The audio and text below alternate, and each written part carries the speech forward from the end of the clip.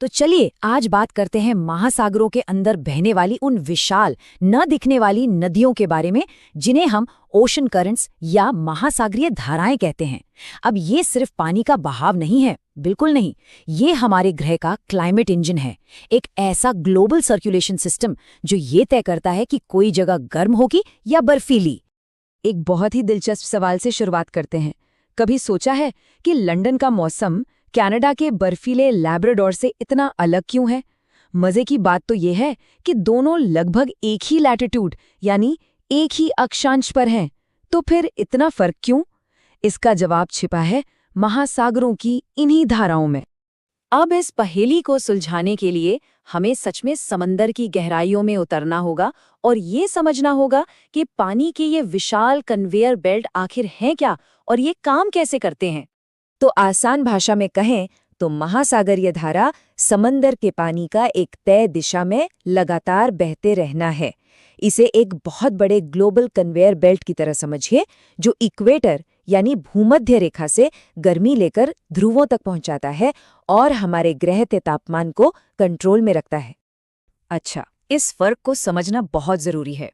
देखिए, जो सतही धाराएं हैं जैसे कि गल्फ स्ट्रीम, वो समंदर के ऊपरी हिस्से में होती हैं और तेजी से बहती हैं, जिन्हें हवा चलाती है।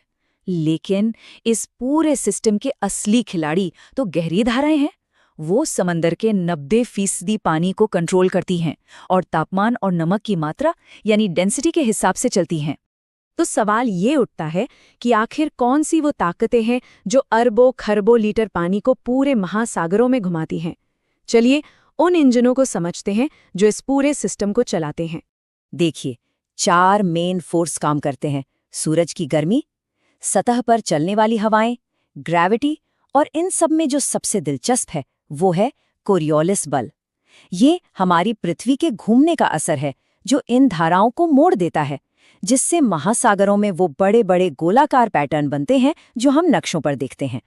और यहीं पर इस सिस्टम का धड़कता हुआ दिल है, थर्मोहेलाइन सर्कुलेशन। सोचिए, ध्रुवों पर ठंडा और नमकीन पानी इतना भारी हो जाता है कि वो एक पत्थर की तरह नीचे डूब जाता है और समंदर की तलहटी में एक धीमी यात्रा शुरू करता है। ये धीमी नदी भूमध्य रेखा की ओर बढ़ती है, फिर वहां गर्म होकर सतह पर वापस आती है। इस एक पूरे चक्कर को पूरा करने में पता है कितना समय लगता है? करीब 1000 साल। यही है असली ग्लोबल कन्वेयर बेल्ट। तो अब जब हमें ये पता चल गया है कि ये धाराएं क्यों चलती हैं, तो चलिए अब एक वर्चुअल सफर पर चलते हैं और देखते हैं कि ये कहाँ कहाँ बहती हैं। हम इन महासागरीय सुपर हाईवे का एक नक्शा तैयार करेंगे। अटलांटिक महासागर में सुपरस्टार है गल्फ स्ट्रीम, जो गर्म पानी को उत्तर की ओर ले जाती है, और जब ये यूरोप पहुंचती है तो इसका नाम हो जाता है नॉर्थ अटलांटिक ड्रिफ्ट।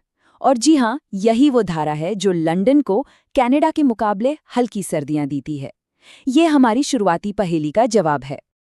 अब प्रशांत महासागर में गर्म कुरोशियो धारा उत्तर की तरफ बहती है और ठंडी ओयाशियो धारा से टकराती है। और यहाँ सबसे मजेदार बात क्या है? जहाँ भी ये गर्म और ठंडी धाराएं मिलती हैं, वहाँ पोषक तत्व ऊपर आ जाते हैं, जिससे वो इलाका दुनिया के सबसे बेहतरीन मछली पकड़ने के मैदानों में से एक बन जाता है। हिंद महासागर का मामला तो सबसे अलग है। यहाँ धाराएं एक ही दिशा में नहीं बहती, वो मॉनसूनी हवाओं की लय पर अपनी दिशा बदलती रहती हैं। ये जो मौसमी बदलाव है, यही भारत की जलवायु का दिल है और यहाँ के करोड़ों लोगों की जिंदगी इसी पर निर्भर करती है। तो हमने ये तो देख लिया कि समंदर में क्या हो रहा है, पर इसका असली असर तो जमीन पर दिखता है।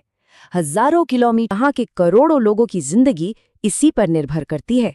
तो हमने ये तो देख लिया कि समंदर में क्या हो रहा है, पर इसका असली असर तो जमीन पर दिखता है। हजारों किलोमीटर दूर पानी का ये बहाव हमारे रहने की जगह और हमारे मौसम को सीधे तौर पर कैसे प्रभावित करता है। देखिए, इसका एक सीधा सा नियम है। गर्म धाराएं हीटर की तरह होती हैं, वो अपने साथ गर्मी और नमी लाती हैं, जिससे मौसम हल्का और बारिश वाला होता है। दूसरी तरफ ठंडी धाराएं एयर कंडीशनर की तरह होती हैं, जो ठंडी सूखी हवा लाती हैं। ये हवा बारिश होने से रोकती है और जैसा कि हम देखेंगे, दुनिया के कुछ सबसे बड़े रेगिस्तान बनाती है। इसका सबसे बेहतरीन उदाहरण है ठंडी हम्बोल्ट धारा। ये पेरू और चिली के तट पर पोषक तत्वों से भरपूर पानी लाती है, जिससे फिशिंग इंडस्ट्री फलती फूलती है।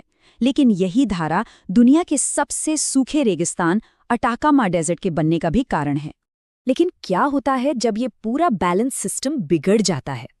कभी कभी धाराओं का जो नॉर्मल पैटर्न है वो टूट जाता है, और इसका सबसे बड़ा उदाहरण प्रशांत महासागर में देखने को मिलता है, जिसे हम अल नीनो और ला नीना कहते हैं, और इसका असर पूरी दुनिया पर पड़ता है।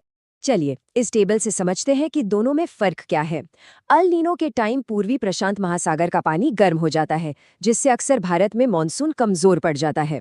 और ला नीना वो इसका ठीक उल्टा है, पानी ठंडा हो जाता है और भारतीय मानसून मजबूत होता है। ये एक ही सिक्के के दो पहलू हैं।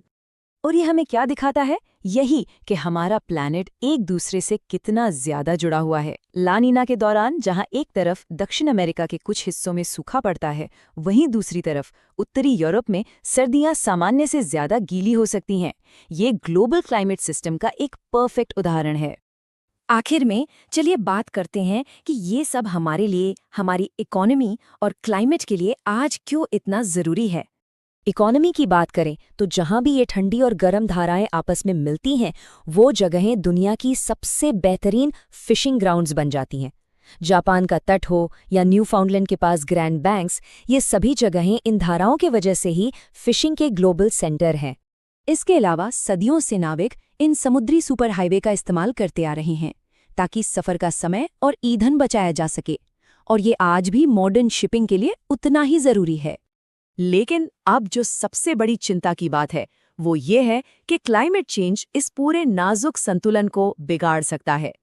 आर्कटिक की बर्फ पिघलने से उत्तरी अटलांटिक में बहुत ज्यादा ठंडा और ताज़ा पानी आ रहा है, जो उस ग्लोबल कन्वेयर बेल्ट को धीमा कर सकता है या शायद रोक भी सकता है। अगर ऐसा हुआ तो इसके नतीजे बहुत गंभीर होंगे। तो आखिर में हम इसे एक बड़े सवाल के साथ रुकते हैं। जैसे जैसे हमारा ग्रह गर्म हो रहा है, क्या हम उस सिस्टम को बिगाड़ने की कगार पर है जो हमारी दुनिया के क्लाइमेट को कंट्रोल करता है? ये एक ऐसा सवाल है जिसका जवाब आने वाले दशकों में हमारे ग्रह का भविष्य तय करेगा।